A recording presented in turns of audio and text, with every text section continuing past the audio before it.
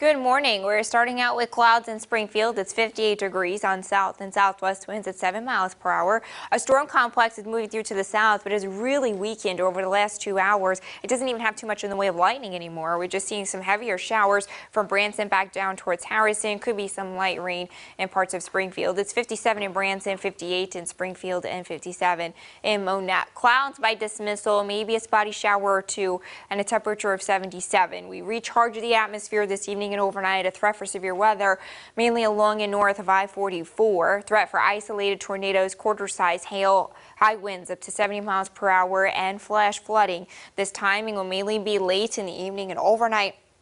After 7 or 8 o'clock, that prime time, probably after 10, you could see the clouds just hang through the afternoon, temperatures in the 70s. Here comes that storm complex up to the north and west. We could pop an isolated tornado. A damaging wind threat will also be there if those storms organize into a line. We could have more storms tomorrow afternoon, depending on how the atmosphere recharges after the morning round. So we've got to watch out for severe weather on Tuesday, and then especially on Wednesday, things look active with that slight risk area-wide. 2 to 4 inches of rain widespread puts us with another flash flood watch. Joe, Lauren. Thank you, Elisa. We need to move around the Ozarks for you. It has been a year since an Aurora woman was shot as she was trying to help police arrest a wanted man.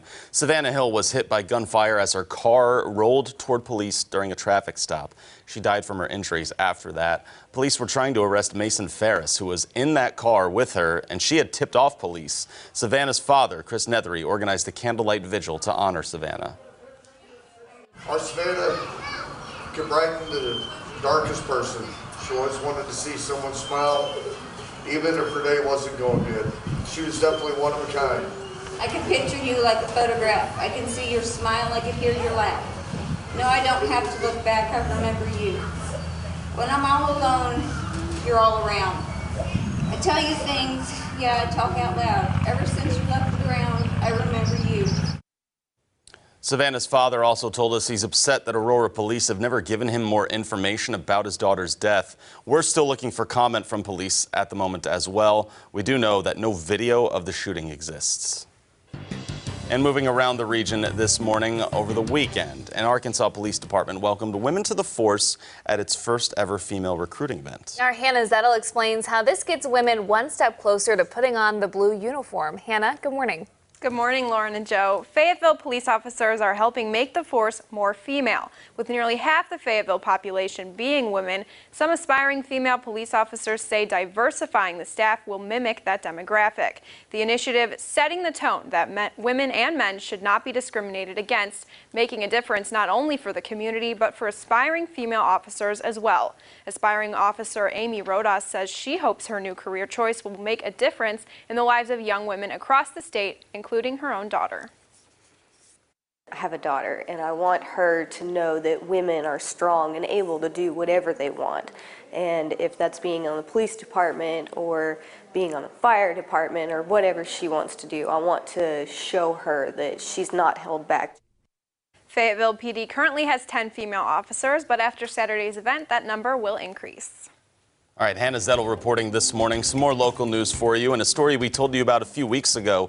Children and families in poverty here in Springfield is something that's going to be highlighted tonight in a documentary series on PBS. It's the series titled Our Kids and shows the efforts of many organizations and people in town coming together to fight poverty affecting children. Tonight's episode in the series features Springfield, Missouri, and will air at 8 p.m. In your education coverage now, Missouri State University has approved a new $2.2 million Ozarks Educational Center that's set to be built on the shores of Bull Shoals Lake, about an hour-and-a-half southeast of Springfield. According to our partner at the Springfield News Leader, the project includes a classroom meeting space that can accommodate about 40 students and 2 small cabin pods where students can stay while researching the Ozarks environment. The new center will be built on land donated to MSU and is situated far from any towns to help produce an atmosphere conducive to field research. The new classroom building will be built without air conditioning, but is designed in a way that lets natural breezes flow through the building to help cool it off. An official with Missouri State says the project should be completed by early next year. Students at the John Thomas Discovery School in Nixa are getting ready to set up stores and sell their own Mother's Day cards that they've been working on. Students have spent the past few weeks creating their own card factory for an econ unit. They designed and selected cards as well as filling out job applications. The students also had a marketing team to create advertising for the cards. And a few traffic alerts as you head out the door. Greene County Route MM north of US 60 near Republic will be closed beginning today until tomorrow for railroad crossing repairs. MM will be closed on either side of the railroad crossing north of US Route 60. Drivers will have access to nearby county roads and driveway entrances, but if you don't need to get to a driveway, you're urged to find an alternate route. No sign detours are planned. And another alert, South Avenue just south of Primrose Street will be closed today for gas and water relocation work. This closure is actually going to last a week, though. The project widens Primrose to 5 lanes between South Avenue and Kimbrough. It'll include the addition of bike lanes, sidewalks, storm sewers, and other upgrades at the intersection of Jefferson Avenue and Primrose. Let's take a look at what's coming up after Daybreak. I'm Nora O'Donnell. Coming up, Prince Harry and Meghan's wedding photographer comes to Studio 57. Will he be taking their family photos? That's coming up on CBS This Morning. And you've been tracking some important trends that you got to watch out for what's maybe in your freezer. Yes, we have 2 recalls to tell you about. The first one comes from Tyson chicken nuggets. 12 million pounds are being recalled because of possible metal contamination, and there have been 3 reported injuries with this. People saying they have oral injuries because there was metal in their chicken strips. So you certainly want to watch out because that's a popular item. And there's another food recall also to watch out for. Yes. Also, if you happen to buy P.F. Chang's frozen meals that you could get and cook in a skillet or in the microwave, those some of them are being recalled as well. This one is for an allergy.